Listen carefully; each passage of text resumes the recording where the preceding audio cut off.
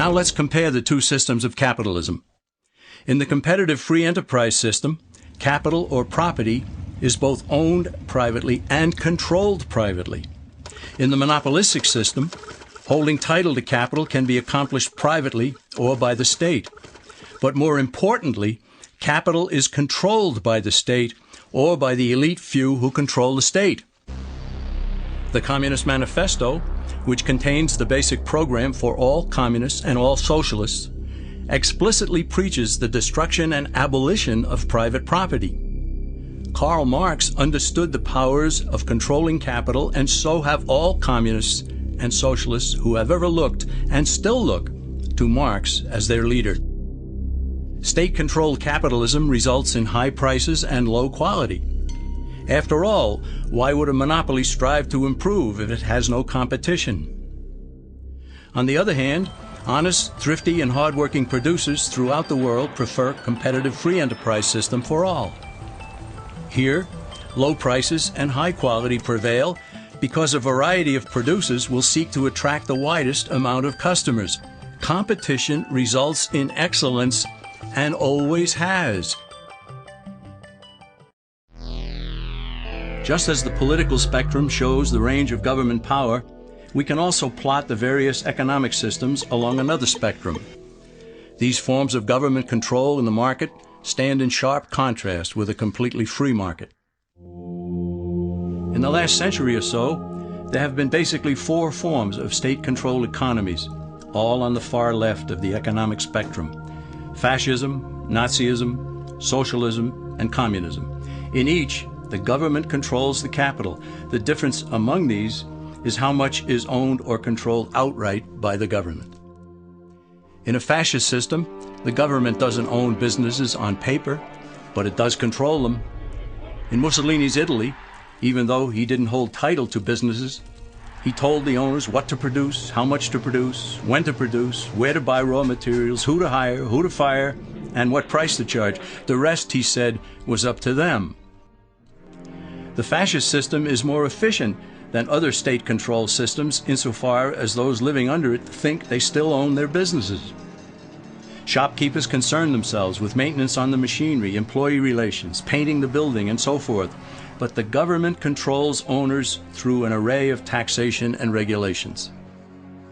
Under Nazism, which means National Socialism, its proponents went one step further and acquired ownership of some corporations such as Volkswagen.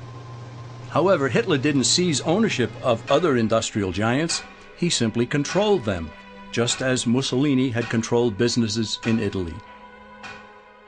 Socialism is where government officials acquire possession of major industries such as transportation, communications, and utilities in order to leverage control over the entire economy.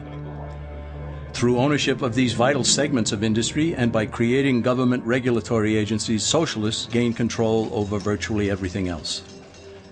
Finally, there is communism, the granddaddy of all in the economic sense. In a way, communism is more honest than fascism because all of the capital is owned and controlled by the state. There are no pretenses about it.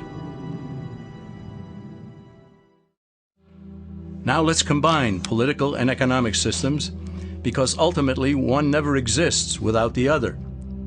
We see again that there are only two ultimate choices: a competitive free enterprise system in a republic, or a monopolistic state control system under an oligarchy.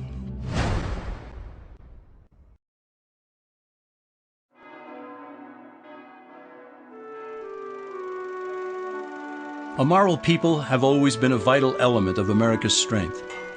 The Founding Fathers well understood the biblical teaching that righteousness exalteth a nation. They also knew that expecting a free market economy and limited government under a republic to endure without morality was expecting the impossible. James Madison cautioned that limited government alone was inadequate for our nation. And John Adams observed, "Our Constitution was made only for a moral and religious people. It is wholly inadequate to the government of any other."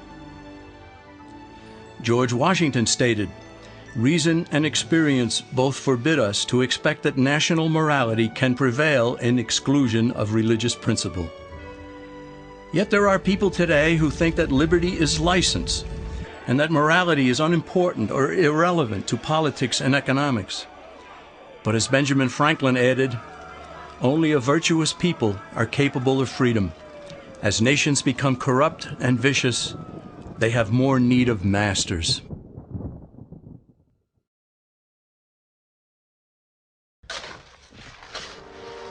The alternative to Americanism is what has condemned most of the human race to live as slaves throughout the millennia.